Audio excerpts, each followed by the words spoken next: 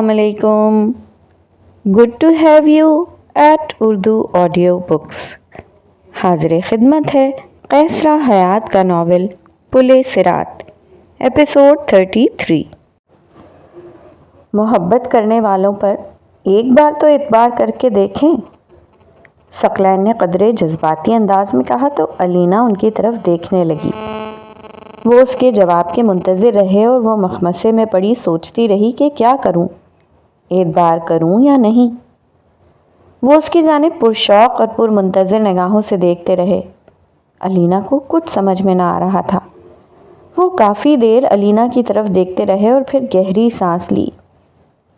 ठीक है, मैं आपको किसी भी बात के लिए मजबूर नहीं करूँगा। और वो जाने के लिए उठ खड़े हुए। Don't Alina, don't. नगीन की सरगोशी कदरे तेज़ी और खफगी से उसके कानों में गूंजी। अलीना ने सोफ़े पर बैठे हुए डॉक्टर सकलैन के बाजू को अपने हाथ की गिरफ्त में मजबूती से पकड़ा। डॉक्टर सकलैन ने मुड़कर उसकी जानिब देखा। Don't leave me alone. Alina सिसकते हुए उनके बाजू से लिपट गई। डॉक्टर सकलैन ने मुस्कुराकर उसकी जानिब देखा और उसको कंधों से पकड़कर उठाया और अपने गले से लगाकर गहरी सांस ली। आज वो मुकम्मल होशो हवास में थी और जो कह रही थी अपने दिल की सच्चाई से कह रही थी। डॉक्टर सकलैन की खुशी का कोई ठिकाना न था। I love you too much, doctor Saqlain ने मोहब्बत भरे लहजे में कहा। आई लव यू टू, वो सरगोशी के अंदाज में बोली। आपकी ज़बान से ये इकरार मोहब्बत सुनने के लिए मुझे कितना कठिन सफ़र काटना पड़ा है, शायद आपको इसका अंदाज़ा नहीं। कितनी बार टूटा, कितनी बार संभला और कितनी बार मायूस हुआ, मगर मुझे यकीन था कि ज़रूर कभी न कभी, किसी न किसी दिन मैं अपने मकसद में कामयाब हो जाऊंगा। डॉक्टर सकलैन ने मोहब्बत भरे लहजे में कहा तो वो भी मुस्कुरा दी। जिमी से डरने की ज़रूरत नहीं, ऐसे कैरेक्टर से निमटना मुझे खूब आता है। Just trust me, doctor Saqlain ने कहा तो उसने गोया इत्मीनान का सांस लिया। अलीना, ज़िंदगी बहुत डिमांडिंग होती है।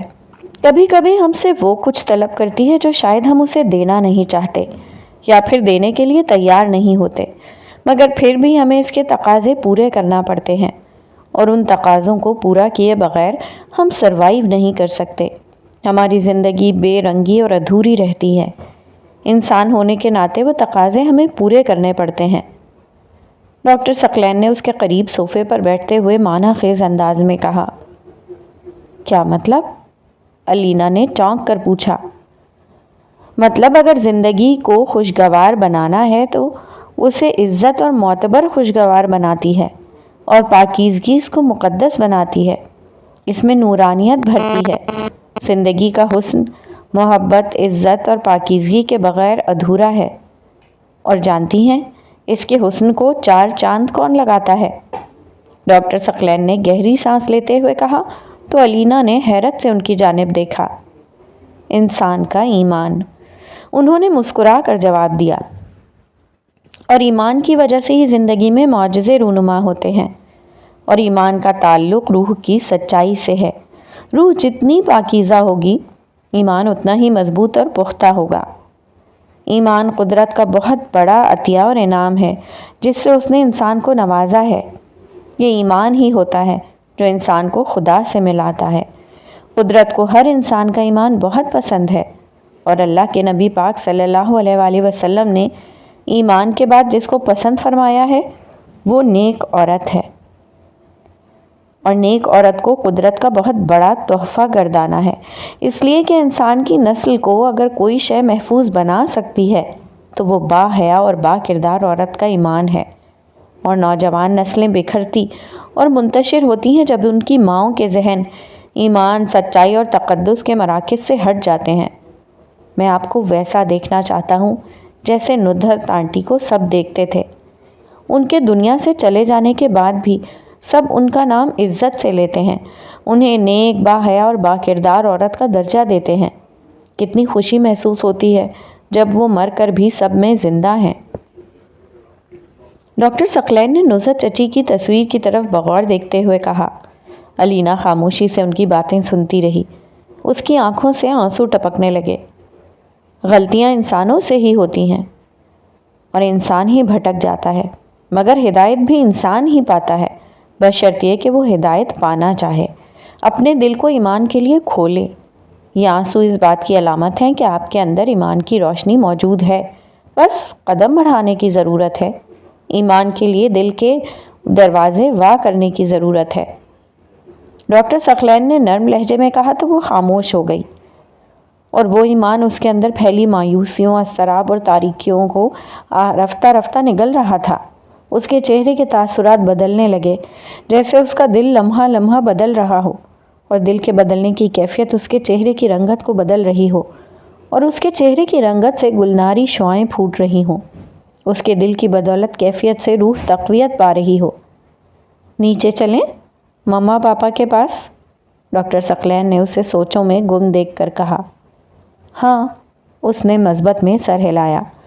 उन्होंने मुस्कुरा कर उसकी जानिब देखा। 1 मिनट, अलीना ने कहा, और वार्डरोब खोल कर फुल स्लीव्स ऑफ वाइट और पिंक कलर का सूट निकाला, जिसके साथ बहुत बड़ा कढ़ाई वाला चादरनुमा दुपट्टा था।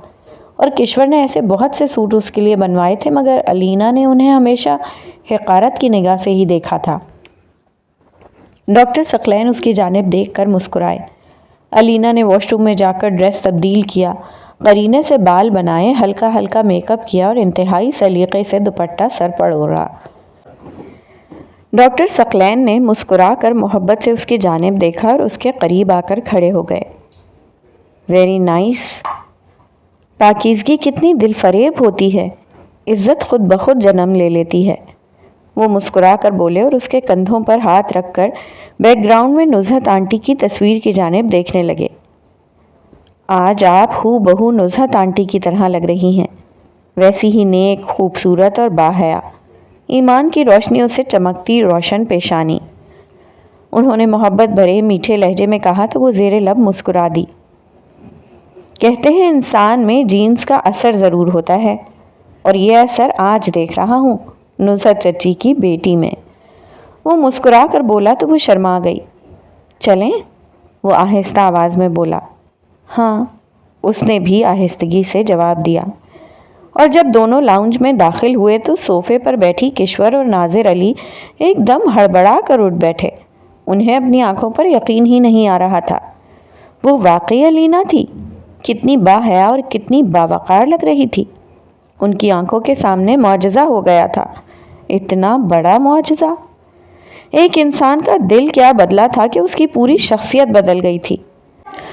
दिल का बदलना किसी पहाड़ को अपनी जगह से हटाने से मुश्किल काम है, और अलीना का दिल डॉक्टर सकलैन ने बदला था या उनके ईमान ने? सब हैरानगी से दोनों की जानिब देख रहे थे।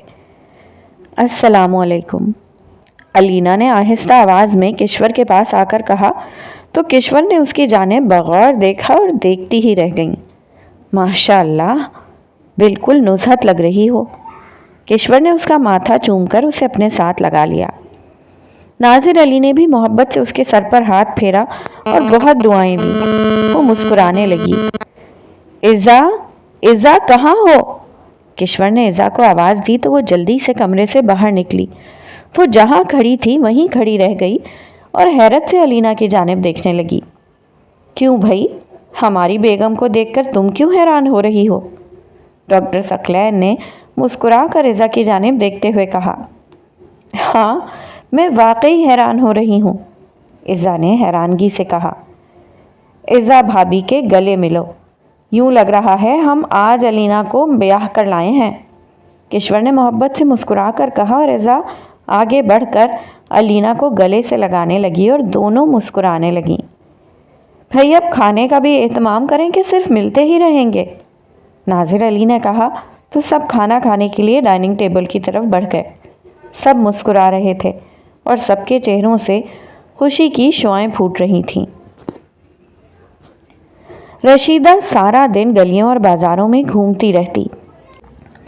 उसके गंदे कपड़ों से बदबू आने लगती, मगर वो कपड़ों को ना तो बदलती और ना ही मुन्नी और सिद्रा को उन्हें हाथ लगाने देती। खिचड़ी बालों की लटें इधर उधर बिखरी रहती, कभी आँखों اور منہ میں بات کرتے ہوئے یا سر ہلاتے ہوئے پڑھتیں تو وہ انہیں ہاتھ سے بھی پیچھے نہ کرتی۔ ننگے پاؤں پھرنے سے اس کے پاؤں کے تلوے پھٹ گئے تھے اور انگلیاں گل چکی تھیں، مگر اسے کوئی پرواہ ہی نہ تھی۔ نہ اسے کھانے پینے کی ہوش تھی اور نہ ہی آرام کا پتہ تھا۔ وہ صبح ہوتے ہی درختوں اور جھاڑیوں سے پتے اکٹھے کرتی اور اپنی چادر میں ان کا ڈھیر باندھ کر راشد کی قبر پر لے جاتی اور وہاں جا کر پھیلا دیتی۔ سارا وقت قبر کے سرہانے بیٹھ کر راشد سے باتیں کرتی رہتی۔ وہ مکمل طور پر ذہنی توازن کھو بیٹھی تھی۔ منی کو تو اس نے جب سے گھر سے نکالا تھا وہ سدرا کے پاس چلی گئی تھی۔ خستہ حال چھوٹا سا گھر جسے کھوٹی والوں نے اسے خرید کر دیا تھا مزید خراب ہو گیا تھا۔ ہر وقت اس کا دروازہ کھلا رہتا اور رشیدہ گھر سے باہر رہتی۔ لوگ رفتہ رفتہ اس کے گھر کی ساری چیزیں اٹھا کر لے گئے تھے اور اسے کوئی ہوش ہی نہ تھی۔ ہمسائے زبردستی اسے بچا کچا کھانا بھیج دیتے، کبھی کھا لیتی اور کبھی پھینک دیتی۔ منی اور سدرا ہر دوسرے تیسرے روز آتی اور اس کے انتظار میں بیٹھ بیٹھ کر چلی جاتی۔ ان کے لیے یہ انتہائی مشکل مرحلہ تھا۔ گھر میں کاشف بستر پر پڑا تھا۔ سدرا ہر وقت اس کے اور ذیشان کے کاموں میں مصروف رہتی، ساتھ اپنی پڑھائی بھی کرتی۔ اس کے BA امتحانات بھی ہونے والے تھے۔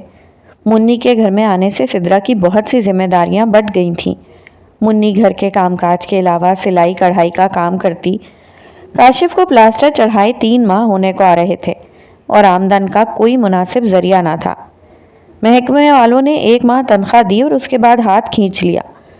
اس کے علاج کا خرچہ بھی بہت مشکل سے ملتا۔ گھر میں اس قدر تنگ دستی تھی کہ بعض اوقات سدرا خود تنگ پڑ جاتی، مگر نہ کاشف سے کوئی شکوہ کرتی اور نہ ہی زاہدہ سے۔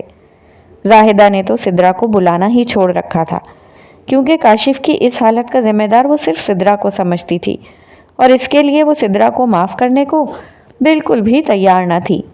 اٹھتے بیٹھتے سدرا پر طنزیہ جملے کستی، تنقید اور تذلیل کا کوئی بھی موقع ہاتھ سے نہ جانے دیتی، مگر سدرا اس کی باتیں کاشف کی خاطر سنتی اور کاشف ماں کا رویہ دیکھ کر کڑھتا رہتا مگر زبان سے کچھ نہ بولتا۔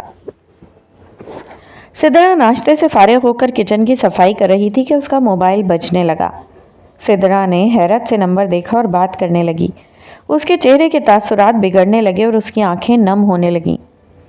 میں ابھی آتی ہوں، اس نے موبائل بند کرتے ہوئے کہا۔ کیا بات ہے آپا، کس کا فون تھا؟ منی نے حیرت سے پوچھا۔ اماں کا ایکسیڈنٹ ہوا ہے، ساتھ والے گڈو کا فون تھا۔ چل جلدی کر، چلتے ہیں، سدرا نے اپنی نم آنکھیں رگڑتے ہوئے کہا۔ اماں اب کہاں ہے؟ منی نے بھی گھبرا کر پوچھا۔ گھر پر ہی ہے، مرہم پٹی گڈو نے کروا دی ہے، سدرا نے کہا اور دونوں جلدی سے رشیدہ کے پاس پہنچیں۔ وہ صحن میں ٹوٹی چارپائی پر انتہائی خستہ حالت میں پڑی تھی۔ گڈو کی ماں اس کے پاس بیٹھی تھی، ہاتھوں پاؤں پر پٹیاں لگی تھیں، ماتھے پر بھی چوٹیں آئی تھیں۔ سدرا اور منی ماں کی انتہائی بری حالت دیکھ کر سسکنے لگیں۔ منی نے ماں کے گلے لگنا چاہا تو رشیدہ غصے میں آ گئی اور اسے زور سے دھکا دیا۔ کون ہو تم اور یہاں کیوں آئی ہو؟ پتہ نہیں کون کون یہاں آ جاتا ہے، جاؤ دفع ہو جاؤ یہاں سے، رشیدہ نے غصے سے کہا تو منی بلک بلک کر رونے لگی۔ رشیدہ کی اب کوئی حالت نہیں، گڈو کہہ رہا تھا اسے پاگل خانے بھیج دو، کم از کم وہاں محفوظ تو ہوگی، یہاں تو پتہ نہیں ہوتا کب آتی ہے کب جاتی ہے، کسی بھی بات کا ہوش نہیں، گڈو کی ماں نے کہا تو سدرا اور منی ان کی بات سن کر رونے لگیں۔ ان کی ماں کی یہ حالت ہو جائے گی انہیں قطعاً امید نہ تھی۔ ساری زندگی انتہائی مشقت اور تنگ دستی سے گزارا کر کے اب وہ انتہائی قابل رحم حالت تک پہنچ گئی تھی۔ زندگی میں اسے کوئی سکھ نہ ملا تھا اور جس سے ٹوٹ کر محبت کی تھی وہ بھی اس کا نہ بن سکا تھا۔ اس نے بھی اسے بالکل سکون نہیں لینے دیا تھا۔ وہ حسرت و یاسیت، دکھ و الم کا مجسمہ بنے بیٹھی تھی۔ زندگی نے اس کے لیے کبھی بھی نرم رویہ نہ رکھا تھا۔ اس میں اس کا قصور تھا یا اس کی قسمت کا، جو بھی کچھ اس کے ساتھ ہو رہا تھا بہت تکلیف دہ تھا۔ سدرا ماں کی طرف دیکھتی رہی اور روتی رہی۔ آپا کیا خیال ہے اماں کے بارے میں؟ نہ تو وہ ہمارے ساتھ جانے کو راضی ہوتی ہے اور نہ مجھے ادھر رہنے دیتی ہے۔ گڈو ٹھیک ہی کہتا ہے، اسے پھر وہیں بھیج دیتے ہیں پاگل خانے میں، منی نے آہستہ آواز میں رک رک کر کہا تو سدرا نے اس کی جانب دیکھا اور خاموش ہو گئی۔ जैसे किसी गहरी सोच में डूब गई हो। गुड्डू की माँ उठकर चली गई। आपा, क्या सोच रही हो? मुन्नी ने कदरे तवक्कुफ के बाद पूछा। औलाद के लिए कभी कभी ऐसा फैसला करना कितना मुश्किल हो जाता है। अम्मा ने हमारे लिए बहुत मेहनत की, बहुत दुख उठाए, और हम उसकी कोई खिदमत भी ना कर सके। मैं किस तरह अम्मा को पागल खाने भेजूं? मुझसे ये फैसला करना बहुत मुश्किल हो रहा है। मैं ये बर्दाश्त नहीं कर सकती। और सिद्रा फूट फूट कर रोने लगी। आपा, मेरे भी दिल की यही हालत है, पर क्या करें? हमारे पास कोई और रास्ता ही नहीं। तू ही बता, क्या कोई और रास्ता है? क्या कोई और हल है? तो हम वो कर लेते हैं। मुन्नी ने सिद्रा का हाथ पकड़ते हुए कहा तो सिद्रा खामोश हो गई। रशीदा आंखें बंद किए चारपाई पर लेटी थी, जैसे आहिस्ता आहिस्ता सोने की कोशिश कर रही हो। सिद्रा ने उसकी जानिब देखकर आह भरी। अम्मा, सिद्रा ने बमुश्किल कहा और फिर रोने लगी। आपा, हौसला कर, तू तो बिल्कुल ही हिम्मत हार रही है। मुन्नी ने उसे दिलासा देते हुए कहा तो सिद्रा ऊंची आवाज़ से रोने लगी। कौन कौन रो रहा है? यहाँ कोई ना रोए। यहाँ मेरा राशिद सो रहा है, वो उठ जाएगा। निकलो यहाँ से, मेरे राशिद को तंग मत करो। रशीदा हड़बड़ा कर उठी और सिद्रा को रोते देखकर उसे धक्के देने लगी। मुन्नी और सिद्रा बाहर निकल गईं और गुड्डू के घर जाकर बैठ गईं। गुड्डू भी घर पर ही था। वो अपना एक स्टोर चलाता था, अच्छी कमाई करता था। माँ बाप और छोटे बहन भाइयों के साथ सुकून से रह रहा था। राशिद का हम उम्र था और अब बहुत सुलझ गया था। शुरू में वो भी राशिद की तरह आवारा घूमता रहता था, मगर बाप और माँ की सख्ती ने उसे ठीक कर दिया था। राशिद पर सख्ती करने वाला कोई ना था। रशीदा भी उसकी हाँ में नालने वाली थी, उसके स्याह को भी सफ़ेद जानने वाली और उसका दिफा करने वाली। और यूं वो बिगड़ता ही चला गया। सिद्रा ने गुड्डू की तरफ हसरत से देखा और उसकी आंखें नम होने लगीं। आपा, खाला जान की हालत दिन ब दिन ख़राब हो रही है। मेरा एक जानने वाला पागल खाने में मुलाजिम है, उससे कहकर खाला को वहाँ भेज दो, तुम लोगों की परेशानी तो ख़त्म होगी ना। गुड्डू ने राय देते हुए कहा तो सिद्रा खामोश हो गई। ठीक है गुड्डू, हम चाहते तो नहीं, मगर इसके सिवा और क्या कर सकते हैं? मुन्नी ने आह भरकर कहा। ठीक है, मैं अभी ही फ़ोन करता हूँ और उससे बात करके बताऊँगा। गुड्डू ने कहा तो सिद्रा का दिल ज़ोर ज़ोर से धड़कने लगा और उसने गहरी सांस ली। गुड्डू फ़ोन पर किसी से बातें करने लगा। आपा, मैंने बात कर ली है। अस्पताल की टीम आकर खाला को देखेगी। अगर वो उन्हें पागल लगेगी तो उसे अपने साथ ले जाएंगे। गुड्डू ने फ़ोन बंद करते हुए सिद्रा और मुन्नी को बताया। हॉस्पिटल से एम्बुलेंस आई। टीम ने रशीदा को अच्छी तरह चेक किया। चलो बीबी, एक दरमियानी उम्र की नर्स ने कहा। कहाँ कहाँ? रशीदा ने उसके यूनिफॉर्म को बगैर देखते हुए पूछा। हमारे साथ। क्या तुम लोग फरिश्ते हो? मुझे अल्लाह के पास लेकर जा रहे हो? मेरा राशिद भी तो वहीं है। ठीक है, मुझे भी ले चलो। रशीदा ने टीम को सफ़ेद यूनिफॉर्म में देखते हुए कहा तो नर्स के चेहरे पर हल्की सी मुस्कुराहट नमूदार हुई। हाँ, हम फरिश्ते ही हैं, वो मुस्कुरा कर बोली। चलो फिर जल्दी करो, राशिद अकेला है ना, उसने मुझे लेने के लिए भेजा होगा। क्या तुम लोग जहाज़ पर आए हो? अल्लाह के पास तो बहुत से जहाज़ होंगे, कश्तियाँ भी, गाड़ियाँ भी। पहले हम जहाज़ पर जाएंगे, फिर कश्ती पर, फिर गाड़ी पर। रशीदा ने जहाज़ और गाड़ी की आवाज़ें निकालते हुए कहा। नहीं, पहले हम गाड़ी पर जाएंगे। नर्स ने उसका हाथ पकड़ते हुए कहा। नहीं, मैं तो जहाज़ पर जाऊंगी। नहीं, मैं तो जहाज़ पर जाऊंगी। रशीदा ने अपना हाथ छुड़ाते हुए कहा। अम्मा बाद में जहाज़ पर बैठेंगे, नर्स ने कहा। नहीं, पहले जहाज़ मंगवाओ, रशीदा रूठते हुए बोली और उसको धक्का देकर कमरे में चली गई और जाकर दरवाज़ा बंद कर लिया। सिद्रा, मुन्नी, गुड्डू, उसके घर वाले और टीम के अफराद सब हैरानगी से उसे देखते रहे। इन्होंने किस बात का इतना सदमा लिया है? नर्स ने सिद्रा से पूछा। बेटे की मौत का, सिद्रा ने रोते हुए जवाब दिया तो वो भी आह भरकर रह गई। आप लोग इन्हें कमरे में से लाती हैं या हम जाएं? नर्स ने पूछा तो सिद्रा और मुन्नी ने एक दूसरे की जानिब देखा और दरवाज़ा खटखटाने लगी। अम्मा दरवाज़ा खोलो, मुन्नी ने कहा। नहीं, पहले जहाज़ लाओ, रशीदा ने जवाब दिया। हाँ, जहाज़ आ गया है, गली के बाहर है, सहन में तो नहीं आ सकता ना? सिद्रा ने कुछ सोचते हुए जवाब दिया तो रशीदा ने मुस्कुराते हुए दरवाज़ा खोल दिया। चलो, वो टीम की तरफ मुस्कुरा कर देखने लगी और सब उसके हमरा गली के नुक्कड़ तक पहुंचे। वो हैरत से इधर उधर देखने लगी। जहाज़ कहाँ है? रशीदा ने गुस्से से मुन्नी की तरफ देखते हुए पूछा। यहीं था, अभी आ जाता है, मुन्नी ने जवाब दिया। नहीं आएगा, तुमने झूठ बोला है, राशिद भी नहीं आया। सब कहते थे वो आ जाएगा और वो अभी तक नहीं आया। मुझे पता है वो नहीं आएगा, सब झूठ बोलते हैं। रशीदा गुस्से से चिल्लाने लगी और हाथ छुड़ाकर वहाँ से दोबारा घर की तरफ भागी। नर्स ने 2 आदमियों को इशारा किया और वो उसको बाजुओं से पकड़कर गाड़ी में घसीटते हुए ले गए। रशीदा चिल्लाती रही मगर गाड़ी जा चुकी थी। सिद्रा और मुन्नी एक दूसरे के गले लगकर फूट फूट कर रोने लगीं। गुड्डू की माँ उन्हें दिलासा देती रही मगर उनके आंसू थम ही नहीं रहे थे। घर के जहन में टूटी चारपाई पर बैठकर दोनों कितनी देर तक रोती रहीं। पता नहीं अम्मा को किस बात की सज़ा मिली है, अंधी मोहब्बत की, अनथक मेहनत की, या फिर छोटी छोटी चोरियों और बददियानती की। सिद्रा ने आह भर कर कहा।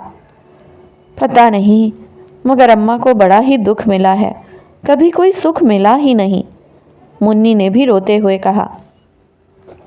बाज़ लोगों के नसीब में कुदरत सिवाय तकलीफ़ों के कुछ नहीं लिखती और इंसान अपने नसीब के हाथों हमेशा बेबस हो जाता है। अम्मा ने चोरियां भी की तो राशिद की ज़िंदगी को बेहतर बनाने के लिए, उसे खुशियां देने के लिए, और राशिद की ज़िंदगी तो ना बेहतर बन सकी और ना ही उसकी खुशियां देख सकी, उल्टा उसके अमाल का खाता गुनाहों से भरता गया। काश अम्मा कभी इस बात को समझने की कोशिश करती। काश गुड्डू के माँ बाप की तरह अम्मा भी राशिद पर कुछ सख्ती करती तो शायद आज हमारा ये घर यूं ना उजड़ता। सिद्रा ने इर्द गिर्द फैली हसरत, वीरानी और यासियत को देखकर अफसरदगी से जवाब दिया। आपा, हम क्या कर सकती थीं? तू ही बता, अम्मा कब हमारी सुनती थी? वो हमें कुछ समझती ही ना थी। तेरे साथ कैसे सुलूक करती थी? उसको तो बस एक ही औलाद नज़र आती थी, राशिद। उसकी खुशियाँ, दुख, सुख और उसकी ज़िंदगी सब कुछ राशिद के दम से थी। राशिद मर गया तो वो भी बिखर ही गई, मुन्नी ने सिसकते हुए कहा। हाँ, शायद मोहब्बत ऐसी ही होती है, इंसान से उसका सब कुछ छीन लेती है, उसका सुकून, चैन, खुशी, सब कुछ, और बदले में ऐसी बेचैनी देती है कि इंसान को किसी पल सुकून ही नहीं मिलता। कोई बात उसे खुश नहीं करती, सब कुछ बेकार लगता है, सब कुछ। अम्मा को भी राशिद की मोहब्बत ने ऐसे ही बेकरार रखा। उसे उसको देखे बगैर ना खुशी मिलती थी ना सुकून, और उसके मरने के बाद वो ऐसी बेचैनी में मुब्तला हो गई कि अपने हवास ही खो बैठी। देखो, उसे याद ही नहीं कि हम भी उसकी औलादें हैं, हमें भी उसने ही जन्म दिया है, हमसे भी उसका कोई रिश्ता है, उसे हम कहीं भी नज़र ही नहीं आते, सिद्रा ने आह भर कर कहा, और दोनों रोती हुई घर आ गईं। ज़ीशान घर पर जाहिदा के पास ही था और उसने जाहिदा को बहुत तंग किया था। घर में दाखिल होते ही जाहिदा उस पर बरस पड़ी और वो बेइज्जती की कि खुदा की पनाह। सिद्रा उसे उठाकर काशिफ के पास कमरे में चली गई। क्यों, क्या बात है, रो क्यों रही हो? काशिफ ने पूछा। कुछ नहीं, वो आहिस्ता आवाज़ में बोली। अम्मा बिगड़ रही थी, क्या उसने कुछ कहा है? काशिफ ने कुछ कहना चाहा। प्लीज़ काशिफ, कुछ मत कहो, खुदा के लिए चुप कर जाओ, मैं कुछ नहीं सुनना चाहती। सिद्रा एकदम मुश्तइल होकर कदरे ऊंची आवाज़ में बोली तो काशिफ उसकी तरफ देखकर हैरान रह गया। वो तो काशिफ से इस लहजे में कभी नहीं बोली थी, वो तो हमेशा उसकी इज्जत करती आई थी, और अब क्या वो काशिफ से तंग आ गई थी? क्या वो उस पर बोझ बन गया था इसलिए? काशिफ ने दुख और हसरत से उसकी जानिब देखा और उसकी आंखें नम होने लगीं। सिद्रा अपनी ही सोचों में गुम सोफे की पुश्त से सर टिकाए आंखें मूंदे बैठी रही। ज़ीशान उसकी गोद में खेल रहा था और काशिफ उसकी जानिब देखकर दुखी हो रहा था। सिद्रा की भी हिम्मत है, आखिर वो कब तक मुझ जैसी जिंदा लाश के साथ गुजारा करती रहेगी? میں نے اسے مالی، جسمانی اور ذہنی طور پر پریشانی کے سوا دیا ہی کیا ہے؟ زندگی کا کوئی سکھ، کوئی خوشی، کوئی سکون اسے نہیں دیا، اور وہ پھر بھی میری خدمت کیے جا رہی ہے۔ آخر وہ بھی انسان ہے، مجھ سے اکتا بھی سکتی ہے۔ کاشف نے آہ بھر کر سوچا اور اس کی آنکھوں سے آنسو بہہ نکلے۔ اچانک ذیشان نے رونا شروع کیا تو سدرا نے ہڑبڑا کر آنکھیں کھول دیں اور اسے چپ کرانے لگی۔ اس کو کندھے کے ساتھ لگا کر وہ کمرے میں چکر لگانے لگی۔ اچانک اس کی نظر کاشف کی نم آنکھوں پر پڑی۔ اس نے گھبرا کر اس کی جانب دیکھا۔ کاشف، کیا ہوا؟ سدرا نے اس کے پاس بیٹھتے ہوئے کہا۔ کچھ نہیں، کاشف نے چہرہ موڑتے ہوئے جواب دیا۔ اس اداسی اور پریشانی کا کیا مطلب ہے؟ سدرا نے پوچھا۔ میں بہت دکھی ہو جاتا ہوں جب میں سوچتا ہوں کہ میں تم پر بوجھ ہوں۔ تم میرے لیے اتنا کچھ کر رہی ہو اور میں کچھ بھی نہیں کر پا رہا۔ میں تمہاری بیزاری کی وجہ سمجھ سکتا ہوں، کاشف نے آہستہ آواز میں کہا اور اس کی آنکھیں نم ہونے لگیں۔ کاشف، آپ یہ کیسی باتیں کر رہے ہیں؟ میں اور آپ سے بیزار ہوں گی؟ یہ ممکن ہی نہیں۔ میں تو اماں کی وجہ سے پریشان ہوں۔ اور سدرا نے روتے ہوئے اسے رشیدہ کے بارے میں سب کچھ بتایا۔ کاشف کو بھی سب کچھ جان کر بہت دکھ ہوا۔ تم سچ کہتی ہو، ماؤں کی تربیت کا اولاد پر بہت گہرا اثر ہوتا ہے، خاص طور پر بیٹوں پر۔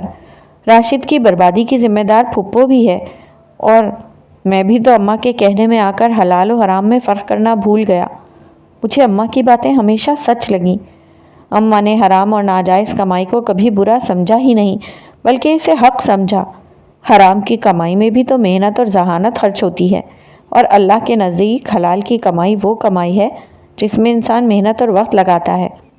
میں حرام اور حلال کی کمائی کے درمیان باریک فرق کو نہ سمجھ سکا، اپنی ناجائز آمدنی کو جائز سمجھتا رہا، اور اماں کی حوصلہ افزائی مجھے برابر ملتی رہی۔ پہلے 2 نمبر کام کرتے ہوئے گھبراتا تھا، پھر نڈر ہو کر کرنے لگا۔ میرا مقصد صرف پیسہ کمانا اور اماں کا مقصد صرف اس پیسے کو اڑانا اور کھانا پینا ہو گیا۔ میری سوچ کو بنانے والی میری ماں تھی، اور میں اماں کو ناراض نہیں کرنا چاہتا تھا۔ رفتہ رفتہ اس کی سوچ اور میری سوچ ملتی گئی۔ میں تب چونکا جب تم میری راہ میں حائل ہوئیں۔ تم نے مجھے روکا، تم نے مجھے حلال و حرام کی کمائی کے فرق کو پھر سمجھایا، مگر میں اتنا کمزور نکلا کہ اماں کی باتوں میں پھر آ گیا اور اس کے آگے ہتھیار ڈال دیے۔ کاشف نے آہ بھر کر کہا۔ کاشف، آپا جی کہتی تھیں کہ حلال اور حرام کی کمائی انسان کی روح پر اثر کرتی ہے۔ پاکیزہ اور حلال کی کمائی اس کی روح کو پاک اور اس کی مثبت سوچوں کو مضبوط کرتی ہے، اس کے اندر اخلاقی جرات، ہمت اور بہادری پیدا کرتی ہے، اور حرام کی کمائی انسان کی روح کو کمزور اور کم ہمت بناتی ہے، اس کے اندر افسردگی، پریشانی اور ڈپریشن پیدا کرتی ہے۔ کیا واقعی ایسا ہوتا ہے؟ سدرا نے حیرت سے پوچھا۔ ہاں، افسروں کی ملی بھگت سے نمبر 2 کام کر کے مجھے جو حصہ ملتا تھا، اس کمائی سے میں ڈھیروں کھانے پینے کی چیزیں لاتا تھا اور اماں کے ساتھ بیٹھ کر کھاتا تھا، مگر اتنا کچھ کھانے کے بعد خوشی اور سکون کا احساس اپنے اندر نہیں پاتا تھا۔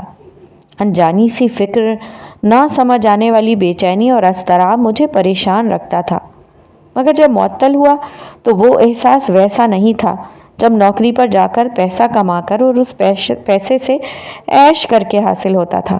بس عجیب سی کیفیت تھی، عجیب سی پریشانی تھی، کاشف نے کہا۔ اور اب کیا سوچا ہے؟ سدرا نے پوچھا۔ معلوم نہیں، آنے والے لمحوں کا فیصلہ قدرت کرتی ہے۔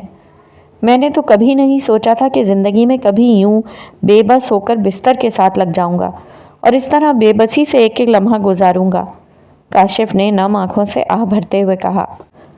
آپ ایسا کیوں سوچتے ہیں؟